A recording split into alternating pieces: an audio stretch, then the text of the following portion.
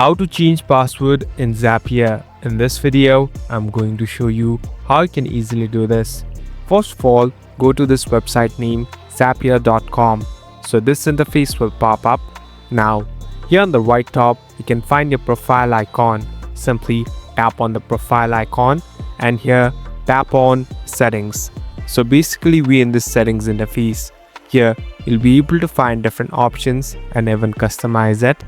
Now, if you slowly scroll down, here there's a section of password. Now, in order to change it, simply tap on change password. Now, you can easily verify your current password and add on a new password. But make sure that you remember it and later you can easily use it to log in. Thank you for watching this video. I hope this video will help you.